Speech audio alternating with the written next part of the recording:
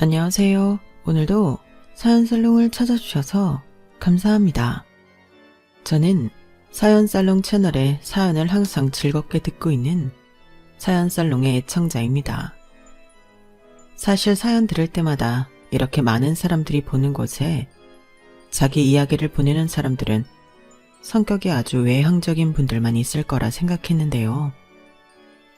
제가 이렇게 제 이야기를 써서 보내게 될 줄은 꿈에도 몰랐네요. 세상 참 오래 보고 살 일이라는 게 이 글을 쓰면서도 또 한 번 실감이 납니다. 그간 어디에서도 제가 살아온 이야기를 쭉 이야기해 본 적이 없기도 하고 이렇게 긴 글을 써본 적도 처음이라 며칠을 하려 하며 고치고 또 고쳤었네요. 부족한 글이지만 부디 너그러운 마음으로 끝까지 들어주시면 감사하겠습니다. 제 이야기의 주인공은 사실 저희 가족이에요. 그래서 이야기를 시작하기 전에 일단은 남편을 어떻게 만났는지 남편의 얘기부터 조금 설명이 필요할 것 같아요. 저랑 남편은 30이 넘은 나이에 결혼하게 되었는데요. 사실 처음 만났던 건 갓 20살을 지났을 때였어요. 고작 1살 차이였지만 당시 남편은 저보다 1년 먼저 대학생이 된 선배였기에 굉장히 어른스럽게 느껴졌죠. 학교 선배는 아니고 같은 교회에 다니던 소위 말해 교회 오빠였던 남편은 항상 기타를 치며 찬양하곤 했는데 그 모습이 멋있어 보였네요. 하지만 당시에는 이성적인 호감을 가지고 있었던 것은 아니었어요. 어쨌든 저도 남편도 가족들 모두가 교회를 다녔기 때문에 서로 다 아는 사이였고 좋은 관계를 유지하고 있었죠. 하지만 저희 가족은 애초에 그 지역에 잠시만 살 계획이었고 제가 대학을 졸업한과 동시에 부모님은 시골로 귀농하시고 저는 서울에 자취를 하게 되면서 그 교회는 더 이상 가지 않게 되었어요. 그리고 그렇게 남편과의 연은 끊어진 것 같았습니다. 서울에 살면서 저는 몇 번의 이직도 하고 몇 번의 이사도 하게 되었어요. 그렇게 혼자 생활을 이어나가다가 제가 딱 30이 됐을 때 정말 우연한 기회에 그 옛날 교회 오빠를 다시 만나게 된 거예요. 남편은 꽤 큰 건물을 가진 무역회사를 다니고 있었고 저도 그 근처에 있는 납품회사에 다니고 있었죠. 어느 날 퇴근 후 회사 근처에 있는 대형 서점에서 책을 보는데 남편이 먼저 저를 알아보았는데 그렇게 우연히 만나니 정말 반갑더라고요. 그날 마침 둘 다 저녁 식사 전이었기에 저희는 식사까지 하며 서로 안부를 물으며 대화를 했고 번호까지 교환하고 헤어졌습니다. 다시 돌이켜 생각해봐도 인연이라는 건 다 때가 있고 운명이 있는 것 같아요. 저희는 얼마 지나지 않아서 연인관계로 발전하게 되었고 서로가 운명의 상대라는 걸 확신했죠. 약 2년간의 연애 기간 끝에 저희는 양가 부모님께 결혼 소식을 알리게 되었고 부모님들은 얼마나 반가워하셨는지 모릅니다. 어머, 집사님 너무 오랜만이다. 그동안 잘 지내셨어요? 그럼요. 세상에 두 분도 얼굴 너무 좋아지셨네. 내가 우리 애경이 얘기 들었을 때 얼마나 놀랐는지 몰라요.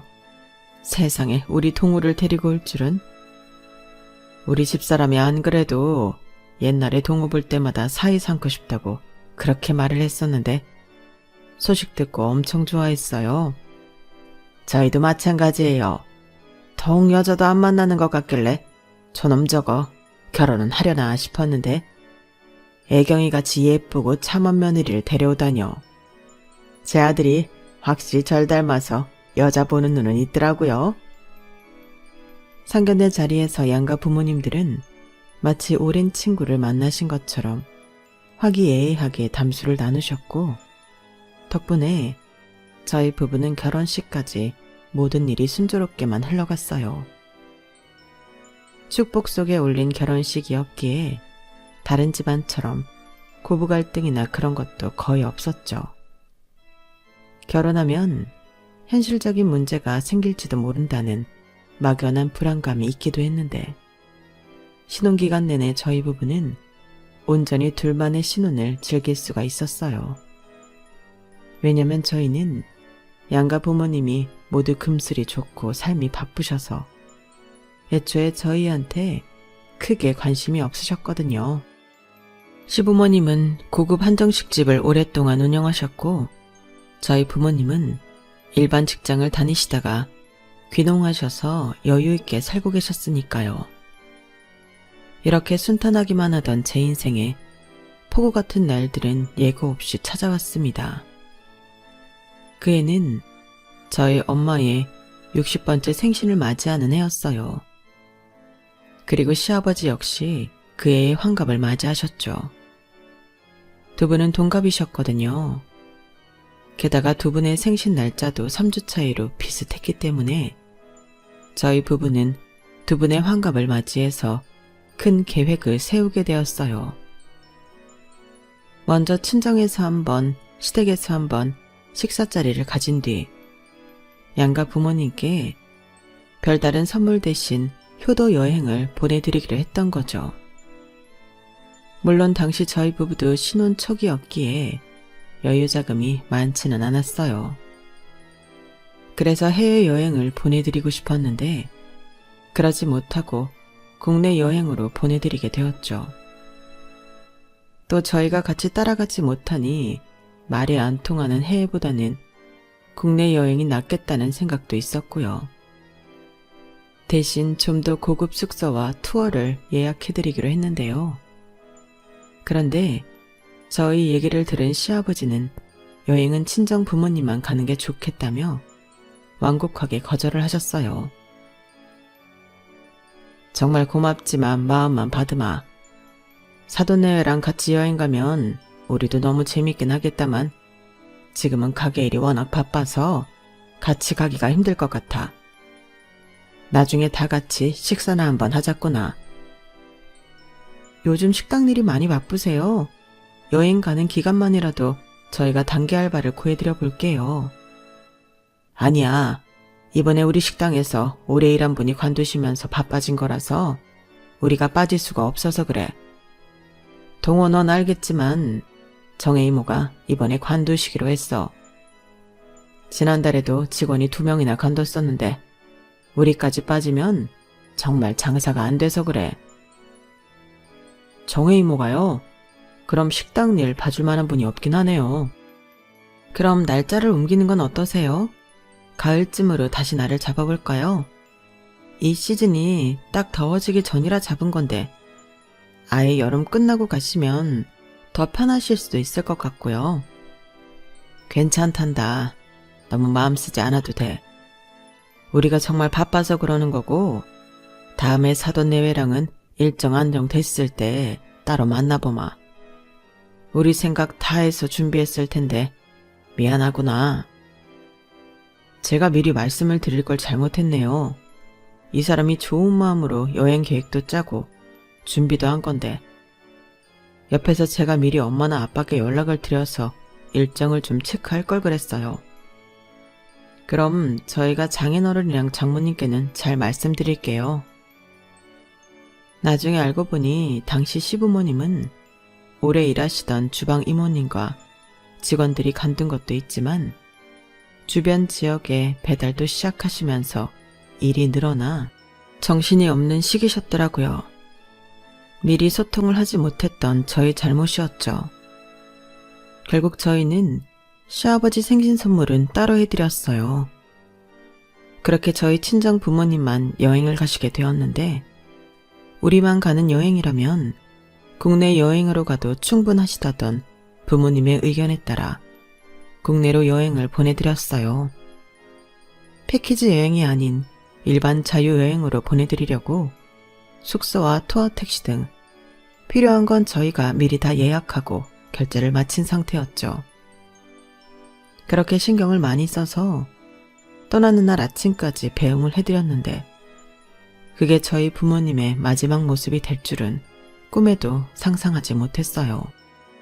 하필이면 그의 태풍이 일기예보보다 훨씬 빠르게 찾아왔고, 그로 인해 부모님이 여행 중이시던 지역에는 엄청난 양의 비가 쏟아지게 되었던 거예요. 엄청난 양의 강수량이었죠. 짧은 시간에 갑자기 많은 양의 비가 내리니 당연히 인도 차도 할 것 없이 도로는 전부 물에 잠겨버렸고, 서울에 비해 인프라도 한참 열악한 편이었던 그 지역은 아수라장이 되고 말았는데요. 안 그래도 저희 부모님께서도 날씨가 심상치 않음을 느끼고 일찍이 숙소로 돌아가려고 하셨어요. 저 역시 부모님이 걱정되어 얼른 숙소에 먼저 들어가 계시라고 연락을 했었던 참이었죠. 그럼에도 순식간에 불어난 빗물에 저희 부모님은 미처 몸을 피하지 못하셨고 사고를 당하고 마신 겁니다. 오후 늦게 연락을 받은 저는 그대로 그 자리에서 주저앉아 한참 동안 정신을 차릴 수가 없었어요. 머리가 새하얘지면서 뭘 어떻게 말하고 행동해야 할지 모르겠더라고요. 다행히 같이 일하는 직원들과 차장님의 배려로 겨우 정신을 되찾고 부모님이 안치되어 있는 병원으로 달려갈 수 있었는데요. 병원에 도착해 부모님의 얼굴을 본 순간 저는 아이처럼 그 자리에서 엉엉 울어버리고 말았습니다. 엄마, 아빠, 내가 미안해. 이렇게 될 줄 모르고 내가 잘 알아보지도 못하고 비 오는 지역으로 여행 보내줘서 너무 미안해. 다 내 잘못이야. 저와 거의 동시에 출발해 거의 동시에 병원에 도착한 남편은 오열하고 있는 절 발견하자마자 급하게 다가와서 절 달래주었어요. 여보, 진정해. 당신 잘못 아니야. 장인어른이랑 장모님도 당신 잘못이라고 절대 생각 안 하실 거야. 너무 자책하지 마. 내가 차라리 돈 좀 더 써서 해외로 보내드렸다면, 내가 차라리 여름 다 지나고 보내드렸으면 이런 일 없었을 텐데. 우리 엄마 아빠 이렇게 가시면 나는 어떡하라고. 하나부터 열까지 다 내가 계획해서 보내드린 건데 내가 우리 엄마 아빠를... 아니야, 그렇게 생각하지 마. 당신은 당신 부모님을 그렇게 몰라? 장인어른이랑 장모님이 당신 그렇게 생각하는 거 알면 얼마나 마음 아파하시겠어. 자책 그만해. 당신 잘못 아니야. 남편이 계속 저를 위로했지만 당시에는 그런 말이 잘 들리지가 않았어요. 제가 몸을 가누지 못할 정도로 오열을 하니 부모님 시신을 인계받고 서울로 올라와 장례를 치르기까지 남편이 거의 모든 행정 처리를 대신 처리해 줄 수밖에 없었죠. 시부모님도 소식을 듣자마자 식당 일을 뒤로하고 한달음에 달려와 주셨어요. 시어머니는 우는 절 가슴으로 안고 달래주셨고 두 분 다 눈물을 많이 보이시며 슬퍼하셨죠. 아예 며칠 식당 문을 닫으시면서까지 절 돌봐주셨어요. 가족들의 보살핌이 아니었다면 전 그때 정말 힘을 내지 못했을 거예요. 다른 것보다도 제가 부모님을 위해서 처음 효도 여행을 계획해서 보내드린 게 화근이 되어 이런 결말을 가져왔다는 게 너무 힘이 들더라고요. 아무리 주변에서 제 잘못이 아니라고 해도 좀처럼 슬픔을 가눌 수가 없었죠. 장례식을 다 치르고 부모님을 낙골당에 모신 뒤 저희 부부는 지친 몸을 이끌고 집으로 돌아왔어요. 같이 있어주겠다 하시는 시부모님을 간신히 안심시키고 댁에 바래다 드린 후였죠. 피죽도 못 먹은 듯이 힘이 하나도 없었는데 부모님 핸드폰으로 연락이 오더군요. 수해 복구 작업 중인데 부모님 캐리어가 숙소 뒤편 마을에서 발견돼 그쪽에서 보관 중이니 찾으러 가라고요. 저는 그 얘기를 듣고 또 한 번 눈물을 한 바가지 쏟았고 그 다음날 남편과 같이 다시 그 지역으로 내려갔어요. 떠내려간 캐리어는 엄마가 갖고 계시던 작은 캐리어였는데 다행히 크게 중요한 물건은 없었죠. 그렇지만 흙탕물에 얼마나 뒹굴었는지 잔뜩 해지고 흙이 묻은 캐리어를 보고 저는 마음이 좋지 않았는데요. 그때 그 캐리어를 받을 당시엔 사실 눈물이 쏟아질 만큼 슬플 수가 없었어요. 왜냐면 상황이 굉장히 어수선했기 때문이에요. 캐리어를 찾으러 간 곳은 근처 중학교 체육관이었는데 그 체육관 내부는 아수라장도 그런 아수라장이 없었거든요. 제가 부모님 여행을 계획하고 보내드릴 때만 해도 그렇게 가까운 곳에 판자촌이 있는 줄 몰랐는데 가서 보니까 그 지역 자체가 번화한 곳만 굉장히 인프라가 깔끔하게 잘 조성되어 있었고 그렇지 않은 곳은 완전 70년대 판자촌 마을이 그대로 남아있는 것이었더라고요. 그리고 그 주민들의 피해는 정말 처참할 정도였어요. 잔뜩 망가져 있는 캐리어보다도 차가운 바닥에 담요나 얇은 이불만 깔고 있는 어르신들이 더 눈에 들어올 정도였죠. 다치신 분들도 있고 급한 대로 응급처치만 받으신 듯한 분들도 많았어요. 집에 있던 통장이며 살림살이가 다 사라졌다고 우는 분도 계셨고요. 저희 부부는 그 모습을 보고 너무 놀라서 한동안 멍하니 보고 있을 수밖에 없었는데요. 저희 부모님과 연세가 비슷해 보이시는 어른들이 그렇게 열악한 환경에 계시니까 마음이 너무 좋지 않았어요.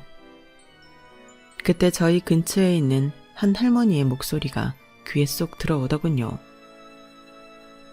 여기 담요 좀 줘요 아가씨. 할머니가 계속 담요를 찾으시는데 어디 있는지 찾지도 못하시는 데다가 사람들에게 물어봐도 다들 워낙 바쁘니 할머니 말을 전혀 듣질 못하고 있는 거예요. 그래서 제가 할머니한테 다가가 상황을 여쭤봤죠. 할머니, 담요요? 담요 필요하세요? 여기 너무 찬기가 돌아서 그래. 바닥에 깔만한 거 아무거나 좀 줘요. 아, 바닥에요? 잠시만요. 저는 일하시는 분들에게 달려가 바닥에 깔고 누울 만한 이불을 얻어와서 할머니께 가져다 드렸습니다. 그리고 그걸 시작으로 자연스럽게 하나 둘씩 일손을 돕기 시작했어요. 남편은 역시 제가 움직이는 것과 동시에 일손을 돕기 시작했고 힘을 쓰는 일이면 얼른 달려가 힘을 보탰습니다. 저희 둘 다 그 순간엔 친정 부모님을 잃은 슬픔을 까맣게 잊고 정신없이 일을 돕게 되더라고요. 그렇게 몸을 바쁘게 움직이니 시간이 쏜살같이 흘렀고 어느새 날이 저물어 버렸죠. 저녁 식사로는 간단하게 허기만 달랠 정도의 음식이 배분됐어요. 일하시던 분들도 그때만큼은 잠시 엉덩이를 붙이고 앉아 한숨을 돌리며 쉬고 계셨죠. 저희 부부도 일단 아무 바닥에나 앉아서 빵을 먹고 쉬고 있었는데요. 미처 빵을 다 먹기도 전에 갑자기 남편 뒤편에 있던 중학생 정도 되어 보이는 남자애가 얼굴이 창백해지면서 남편의 팔 쪽을 다급하게 치는 거예요. 왜 그러니? 무슨 일이야? 저희 할아버지가 이상해요. 좀 전에 잠깐 눈 붙이신다고 누웠는데 안색이 너무 안 좋으셔서 깨워보려고 하니까 지금 깨어나지도 못해요. 그 말을 듣자마자 저희 남편은 두 번 생각지도 않고 무작정 할아버지를 들쳐 업었어요. 저 역시 곧바로 저희 차로 달려가 시동을 켰고 할아버지와 중학생 손자를 태우고는 가장 가까운 응급실로 향했죠. 제 생에 그렇게 빠르게 운전을 해본 적은 처음이었네요. 병원에 도착하자마자 중학생 손주가 간호사에게 자초지종을 설명했고 할아버지를 살핀 간호사가 급하게 의사를 데려와 치료를 시작했어요. 아이의 안색이 할아버지만큼 창백해져 가는 걸 보고 저는 얼음장 같은 아이의 손을 붙잡아 주었습니다. 그 아이의 모습이 바로 며칠 전에 제 모습과 너무 닮아 있었거든요. 그래서인지 저도 그 아이만큼 간절하게 할아버지가 의식을 되찾으시길 바랐죠. 저희의 간절한 기도가 통했던 것일까요? 천만다행으로 할아버지는 고비를 넘기셨고 곧바로 의식을 되찾지는 못하셨지만 의사로부터 이젠 안전하다는 이야기를 들을 수 있었어요. 이렇게 빠른 시간 안에 오셔서 정말 다행입니다. 잘하셨어요. 조금만 늦었어도 정말 큰일 싫으실 뻔했네요. 두 분은 가족이신가요? 아니요, 저희는 일손을 돕다가 이 아이가 가족이에요. 저희 할아버지 이제 정말 괜찮으신 건가요? 그래, 큰 고비는 넘겼으니 마음 놓고 있어도 돼. 다만 이번에 태어나면 이후에 꾸준히 치료를 받으셔야겠어. 네가 할아버지 잘 모셔야 한다. 네, 그럴게요. 의사 선생님의 당부에 대답하는 아이의 목소리엔 묘하게 힘이 없었어요. 느낌을 눈치채지 못하신 의사 선생님은 어쨌든 참 다행이라며 한 번 더 저희 세 사람을 안심시키고 자리를 옮기셨죠. 의사 선생님이 가시자 아이는 저희에게 진료비를 수납하는 곳이 어딘지를 물어봤어요. 저희는 저희가 이미 다 결제했으니 아무 걱정하지 말라고 대답해 주었죠. 그러자 아이는 눈물을 글썽이면서 저희한테 허리를 숙여 감사하다고 몇 차례나 인사를 하는 거였어요. 너무 감사합니다. 정말 감사해요. 제가 시간이 걸려도 이 은혜는 꼭 갚을게요. 괜찮아. 갚을 생각하지 말고 넌 공부나 열심히 해. 할아버지 저렇게 편찮으신데 네가 공부 열심히 해서 성공해야지. 그래야 보답하는 거야. 네, 공부도 정말 열심히 할게요. 그래도 두 분 연락처라도 주세요. 저희가 작게라도 반의 반이라도 보답해드리고 싶어서 그래요. 보답하는 게 문제가 아니라 너 이후에 할아버지 계속 모시고 병원 올 수 있겠어? 집이 많이 망가진 상태니? 저희의 질문에 아이는 선뜻 대답하지 못했어요. 나중에 알고 보니 그 아이의 집도 한창 물난리가 나면서 살림살이가 다 망가졌더라고요. 그나마 불행 중 다행으로 모든 살림이 싹 쓸려가서 아무것도 남지 않게 된 정도는 아니었다고 해요. 저희는 그 사정을 알고 아이에게 보답을 받기 위해서가 아니라 혹시 추가적인 도움이 필요할까 싶어 번호를 교환했고 그날 이후로 아이와 자주 연락을 하고 지냈어요. 그러면서 저희가 도울 만한 일이 있다면 능력이 되는 대로 도움을 주었죠. 얼마 뒤 할아버지가 기운을 차리시고 퇴원했다는 소식을 들은 뒤엔 할아버지 병원비도 대드리고 중학생인 손주가 공부에 집중할 수 있도록 용돈도 조금 갖다 주었어요. 저희가 그렇게 자주 내려가 두 사람을 돌보니 한 번은 할아버지랑 아이가 저희 올 때에 맞춰 바카스 10개 정도가 들어있는 작은 박스를 준비해 놓았더라고요. 두 사람 형편에서는 끼니 하나를 포기하고 모은 돈이나 다름없었죠. 우리가 매번 이렇게 도움만 받아서 줄 건 없고 어떻게 이거라도 좀 받아줬으면 합니다. 우리 지훈이도 나도 항상 고마워하고 있어요. 아유, 감사해요. 이런 거 받으려고 한 일은 아니지만 그래도 감사히 받을게요. 이번 한 번만 받고 다음엔 주셔도 절대 안 받을 거니까 이런 거 준비하지 않으셔도 돼요, 어르신. 그래도 마음을 표현한다는 게 중요하지.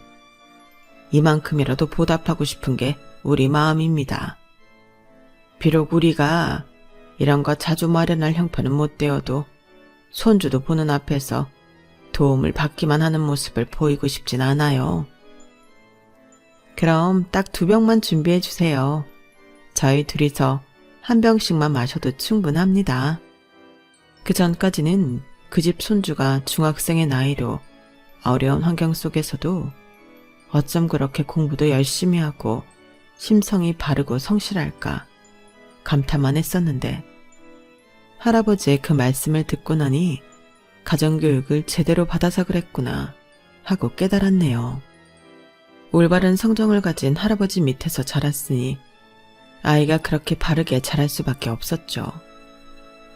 그런 두 사람과의 인연 덕분에 어느새 저는 부모님을 보낸 뒤 남았던 슬픔이 모두 사라지고 그저 좋은 마음만 남게 되었어요. 심지어 저도 아이를 낳아 키운다면 할아버지를 본받아 저렇게 심성이 바른 아이로 키워야겠다는 생각까지 들었죠. 그저 가까운 곳에 도움이 필요한 분들을 당연히 도와드린 것인데, 부모님께 느끼고 있던 죄책감도 사라지고 밝은 미래를 꿈꿀 수도 있게 된 거였어요. 저는 이 모든 일이 오히려 남겨진 절 위에서 저희 부모님이 만들어주신 귀한 인연인 것만 같았습니다. 두 사람을 만난 게 오히려 제가 사는 길이었다는 생각이 들었죠. 귀한 인연이었지만 저희는 그 이후로 혹시 두 사람에게 부담이 될까봐 자주 내려가진 않았어요. 대신 이따금씩 소정의 돈을 계좌로 붙여주었고, 저희도 저희의 평범한 일상을 되찾기로 했죠. 저희 부부가, 특히 제가 다시 활기찬 일상을 살아가니 시부모님도 참 기뻐하셨고요. 저희 부부는 다시 전처럼 알콩달콩한 결혼 생활을 즐기게 되었어요. 그리고 자연스럽게 자녀 계획도 세우게 되었죠. 한 명만 낳으면 아이가 혹시나 외롭게 클까봐 일단 2명을 낳고 이후에 다시 생각해보자고 얘기가 되었고요. 그렇게 계획한 대로 아이를 가지기 위해서 노력을 했는데 이상하게 아이가 생기질 않는 거예요. 몇 개월이 지나도 아무런 소식이 없으니 저희 부부는 이상하다는 생각이 들어 병원에 찾아가게 되었는데, 거기서 청청병력 같은 소리를 듣고 말았습니다. 제가 아이를 가질 수 없는 몸이라는 것이었죠. 그 사실을 알게 된 저는 엄청난 충격을 받았어요. 젊을 때는 결혼한 선배들이 아이를 가지지 못하는 게 스트레스라는 얘기를 들을 때마다 그저 남의 일이라고만 생각했었는데, 그게 막상 제 이야기가 되니 엄청나게 자괴감이 들더군요. 진료실을 나오는데 남편의 얼굴을 쳐다볼 수 없을 만큼 여자로서의 자존감이 저 깊은 지하로 뚝 떨어지고 말았어요. 이번엔 남편도 큰 충격을 받았는지 집에 도착할 때까지 아무 말도 없다가 한참 시간이 지나서야 당신 너무 개념치 마. 요즘은 실험관으로 아이를 가지기도 하고 방법은 많대. 아까 너무 의외인 얘기를 들어서 우리가 당황해하는 것도 아무것도 못 물어봤지만 요즘 우리 나이엔 이런 경우가 꽤 많대. 다음에 가서 다른 방법이 있는지 물어보자. 라며 절 위로해 주었어요. 남편의 노력에 저도 애써 웃으며 고개를 끄덕였죠. 이제 겨우 슬픔에서 벗어나 행복한 결혼 생활을 되찾았는데 다시 울상인 모습을 보이고 싶진 않았거든요. 하지만 동시에 남편에게 너무 죄스러운 마음이 들었고, 이런 상황에서 밝은 모습을 보이는 게 맞는 건지 헷갈리기도 했어요. 제가 이러지도 저러지도 못하는 사이에 시부모님도 소식을 알게 되셨고, 두 분은 누가 먼저랄 것도 없이 절 위로해 주셨죠. 두 분은 아이가 없으면 몸만 편하다며 절대적으로 절 지지해 주셨지만 그럴수록 제 마음 안은 골아가기만 했습니다. 결국 우울증 진단을 받고 약을 복용하며 버틸 수밖에 없었죠. 그런 절 걱정하는 남편에게 저는 최대한 전보다 더 열심히 살림도 하고 시부모님을 챙기려고 노력했어요. 그런데 제 이런 노력은 아무런 소용이 없더군요. 꿈에서도 우려하던 일이 점점 현실로 나타나기 시작한 거예요. 그렇게 다정하고 착하던 저희 남편이 어느 순간부터인가 가정에 소홀해지기 시작한 거였죠. 원래도 남편은 업무상 출장이 잦았고 해외 출장도 1년에 5, 6번은 다녔던 사람이지만 한 달에 2번 이상 출장을 간 적은 없었거든요. 갑자기 늘어난 출장에 매일 같은 야근에 가끔씩 굳이 친구나 동료의 집에서 자고 바로 출근하겠다는 건 누가 봐도 수상한 행동이었죠. 설령 다른 여자를 만나는 게 아니더라도 남편이 저에게 관심이 떨어졌다는 것만큼은 충분히 알 수 있었어요. 그리고 저는 이런 상황이 상당히 당황스러웠고요. 남편이 대놓고 가정을 등한시해도 불임에 우울증까지 달고 있는 제가 뭐라고 할 수 있는 처지는 아니었으니까요. 게다가 시부모님도 온전히 남편의 편에 서신 것 같았습니다. 전에는 자주 연락을 하고 식당에도 자주 놀러 오라시던 시부모님께서 어느 순간부터는 식당에 오지도 못하게 하고 심지어 명절도 가족 모임 없이 그냥 넘어가 버리신 거예요. 다들 말로는 전처럼 절 걱정하고 챙기면서도 물리적으로 계속 절 밀어내니 제 속앓이는 점점 더 심해지기만 했죠. 그런 상태로 1년이 넘는 기간이 흘렀는데요. 그해 저희 부부는 7번째 결혼 기념일을 앞두고 있었어요. 남편 얼굴 본 지 너무나 오래됐던 저는 기념일 핑계 삼아 큰 마음을 먹고 남편한테 전화해 단도직입적으로 대화를 꺼냈는데요. 당신 다음 주가 우리 결혼 기념일인 거 기억하지? 계속 출장이다 야근이다 하면서 집에 들어오지도 않으니까 우리 결혼 기념일도 까먹은 것 같아서 말이야. 그날은 집에 들어올 거야? 아, 그러네. 근데 어쩌지? 나 다음 주엔 정말로 일본 출장이 잡혀 있어서 말이야. 대신 이번 크리스마스는 꼭 챙길게. 이번 결혼기념일은 그냥 넘어가면 안 될까? 당신 정말 너무한 거 아니야? 내가 그동안 티 안 내려고 했는데 어떻게 이렇게까지 할 수가 있어? 혹시 다른 여자 생겼어? 그런 거야? 뭐? 아니, 그런 게 아니라. 그런 거 정말 아니야. 요즘 정말 바빠서 그래. 미안해. 당신이 그런 생각하고 있을 줄은 몰랐어. 근데 정말 그런 거 아니야. 믿어줘. 그 말을 나더러 믿으라는 거야? 이번 출장 다녀오면 다 설명할게. 그동안 내가 경황이 없고 바빠서 신경 못 써준 거 미안해. 이번 출장은 정말이야.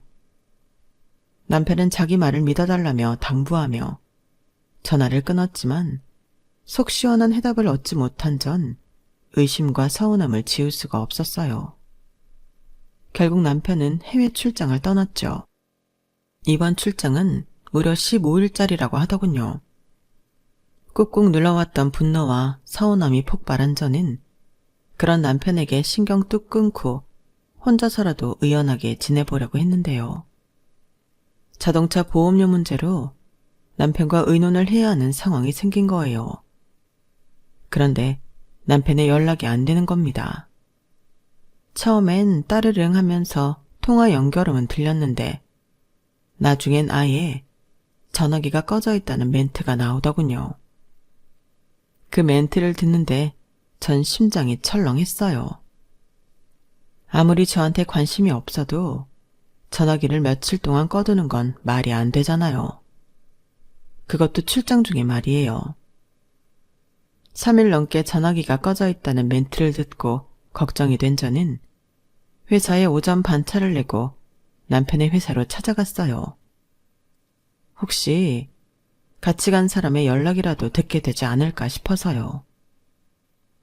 그런데 회사에 찾아간 저는 상상도 못한 얘기를 듣고 말았습니다. 안녕하세요. 저 김동욱 과장 아내인데요. 저희 남편이 이번에 해외 출장 갔다던데 며칠째 연락이 안 되어서요. 네? 김동욱 과장이요? 김 과장 퇴사한 지 1년도 넘었을 텐데요. 뭐라고요? 퇴사를 했다고요? 네, 작년에. 혹시 모르고 계셨어요? 일단 알겠습니다. 저는 머릿속이 새하얘진 채로 회사를 뛰쳐나와 펑펑 울었어요. 1년 전이면 제가 딱 불임 판정을 받았던 시기인데 남편은 그때의 일을 관두고 저한테는 야근이니 출장이니 하는 핑계로 집에 들어오지도 않았던 거였어요. 그때는 머릿속으로 별의별 생각이 다 들더군요. 한 가지 확신할 수 있었던 건 시부모님은 이 일을 다 알고 있을 거란 거였어요. 그러니 남편과 같이 저에게서 멀어졌을 거니까요. 저는 그 길로 곧장 시부모님 식당으로 찾아갔습니다. 이혼을 할 땐 하더라도 가서 자초지종을 드릴 생각이었어요. 택시를 타고 시댁 식당 앞에 내렸는데 희한하게 불이 전부 꺼져 있더군요. 보통 오전 11시에 오픈을 하기에 그 전부터 안이 분주해야 정상인데 말이에요. 문을 밀어보니 문은 또 열려 있고요. 들어가 보니 주방 안쪽 불만 켜져 있길래 들어가 봤더니 시어머니는 없고 시아버지랑 누군가 같이 있었어요. 저희 부부가 몇 년 동안 도와주고 있던 그 아이 지훈이었죠. 제가 들어가자 두 사람도 저도 서로 깜짝 놀랐는데요. 얘 애경아, 네가 여긴 어쩐 일로? 지훈이니? 세상에 네가 여긴 어쩐 일이야? 아버님이야말로 불도 다 꺼놓고 여기서 뭐 하세요? 오늘 장사 안 하세요? 눈물 콧물 범벅을 한 채가 벙찐 표정으로 물어보자 지훈이가 머리를 감싸며 앓는 소리를 내더군요. 거봐요. 진작 말씀을 드렸어야 한다니까요. 아저씨가 연락이 안 되는데 아줌마가 가만히 있을 리 없잖아요. 할아버지라도 연락을 드렸어야 한다고요. 그 말을 듣고 전 본능적으로 뭔가 큰일이 벌어지고 있다는 생각이 들면서 눈물이 쏙 들어가 버렸어요. 우리 남편이랑 연락이 안 돼서 찾아온 건데 혹시 지훈이 너 우리 남편 어디 있는 줄 아니? 그 애경아, 그게 아마 동우가 핸드폰을 잃어버린 것 같구나. 그걸 아버님이 어떻게 아세요? 서로 말이 자꾸 꼬이자 지훈이가 결심한 듯 제게 다가와 이야기를 해주었어요. 아줌마, 아저씨 병원에 있어요. 아저씨가 많이 아팠는데 이제 괜찮아요. 수술도 다 잘 끝났고 회복만 잘하면 된대요. 어안이 벙벙해진 저를 시아버지와 지훈이가 병원으로 데리고 가면서 그동안 있었던 일을 전부 설명해 주었어요. 도저히 믿을 수가 없는 이야기들이었죠.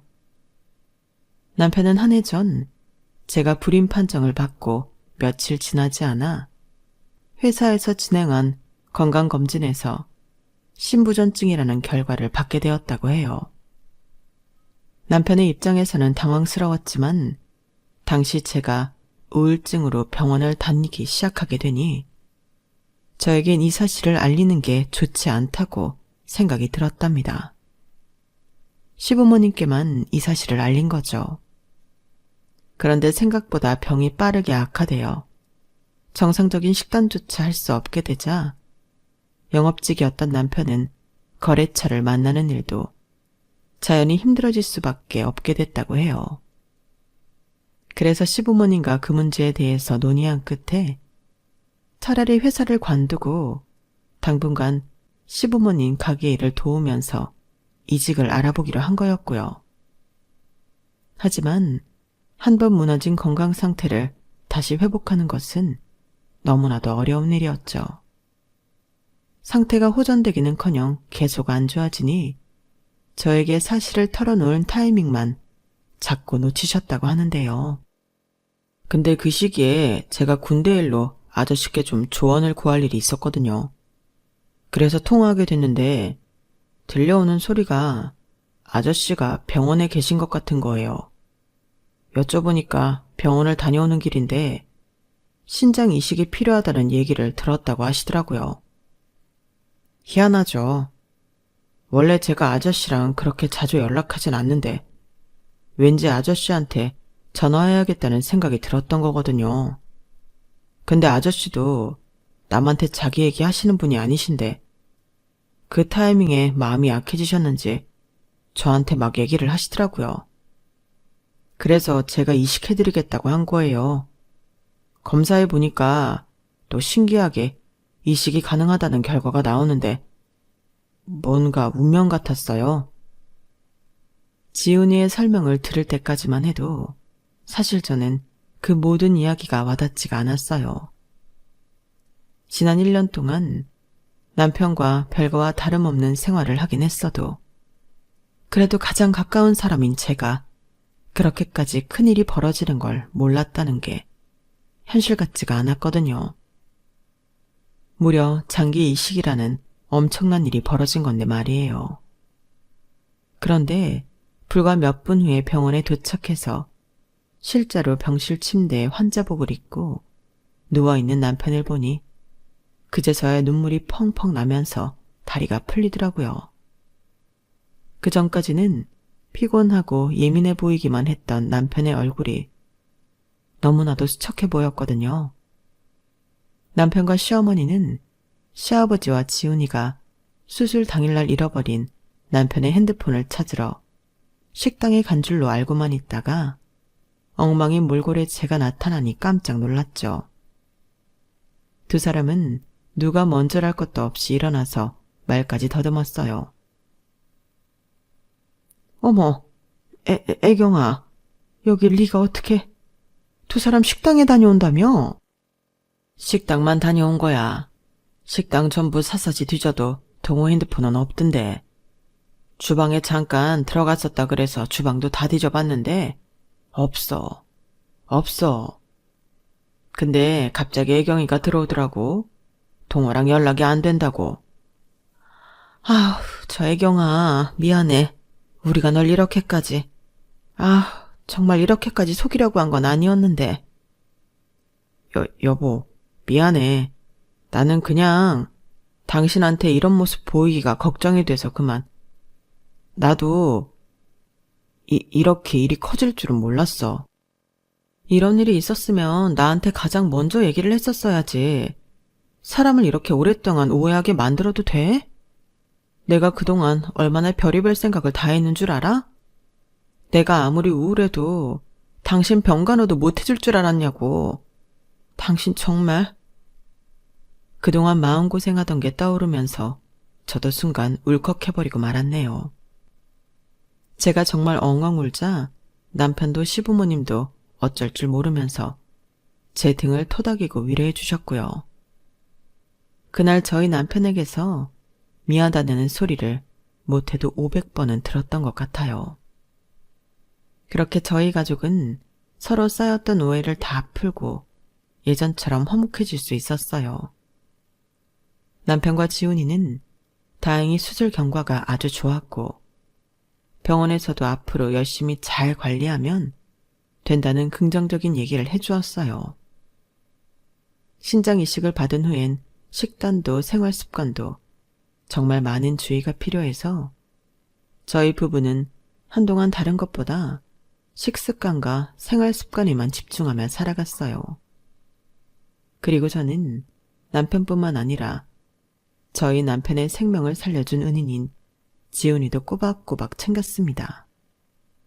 지훈이가 아니었다면 어쩌면 남편이 정말 위독해졌을 수 있었다는데 뒤늦게 이 내용을 알게 된 전 얼마나 아찔했는지 몰라요. 그러니 지훈이가 저희에겐 엄청난 귀인이었던 거죠. 신장 이식을 받은 사람만큼 기증자도 힘든 수술이라 시간 날 때마다 연락하며 몸에 좋을 만한 건 계속 보내주었답니다. 지훈이가 아이가 참 바르고 착한 게 본인이 되려. 아이 아줌마, 아저씨가 우리 할아버지 살려주시고 저도 지금까지 키워내신 은인인데 당연히 이 정도는 해야죠. 너무 고마워 마세요. 전 오히려 도움이 되어서 기쁜걸요. 라며 저희한테 또 한 번 감사하다는 인사를 해오더라고요. 그런 지훈이를 보며 저는 지훈이가 말했던 것과 똑같은 느낌을 받게 되었어요. 이 모든 일이 마치 운명인 것 같다는 느낌 말이에요. 어쩌면 누군가가, 아님 하늘에 먼저 올라가 계신 저희 아빠와 엄마가 모든 걸 알고 연결해준 선물이지 않을까 싶었죠. 그런 게 아니고서야 인생을 위태로울 정도의 고난이 찾아왔을 때 서로가 서로의 기적이 되는 이런 인연이 만들어질 리는 없을 것 같거든요. 어쨌든 그 사건 이후로 지훈이는 저희 가족들에게 마치 친아들, 친손주 같은 존재가 되었어요. 지훈이는 몸을 충분히 회복한 후 군대를 가게 되었고 다행히 사회복무요원으로 근무하게 되어 하마터면 혼자 남겨질 뻔한 할아버지를 매일 볼 수 있게 되었습니다. 아참, 남편의 핸드폰은 남편이 태어나는 날 시아버지 차 뒷좌석에서 발견되었어요. 뒷좌석 발밑에 하필이면 발시트 밑으로 들어가 있더라고요. 가족들이 시아버지 차를 타고 내리면서 발시트가 삐뚤어진 게 천만 다행이었죠. 그 덕에 겨우 핸드폰을 찾을 수 있었으니까요. 그렇게 감쪽같이 모습을 감추고 전원까지 꺼져버렸다니 모든 소동이 다 끝난 후에 보니 그것도 참 기가 차더라고요. 제가 말씀드리고 싶었던 이야기는 여기까지입니다. 이 모든 기적 같은 일들이 때때로 너무 벅찬 감정이 들어 누군가에게 나누고 싶다는 생각을 하게 됐네요. 그래서 이렇게 글을 쓰게 되었고요. 남편과 저는 지금 건강하고 평안하게 잘 지내고 있거든요. 남편은 원래부터 영어를 상당히 잘해 번역 일을 하기 시작했고 저 역시 다니던 회사를 관두고 집 바로 근처에서 공부방을 운영하고 있는데요. 예전처럼 정신없이 바쁘지 않고 하루하루가 안정적이고 평화로워서 참 좋네요. 이제는 아이를 가지지 못한다는 사실에 집착하지도 않고 매일의 건강과 행복을 즐기는 법을 완전히 터득한 것 같습니다. 제 이야기를 듣는 분들께서도 그런 일상의 행복을 누릴 수 있는 삶을 살게 되시길 바라요. 살다 보면 도저히 인간의 힘으로는 어쩌지 못하는 일들도 있지만 곁에 있는 사람들과 슬픔을 나누고 밥 한 끼, 차 한 잔에서 행복을 찾고 휴식을 누리며 버티면 언젠간 행복해지는 날도 오는 것 같습니다. 지금 힘든 여정을 보내고 있는 분이 있다면 하루빨리 그날이 오길 기도할게요.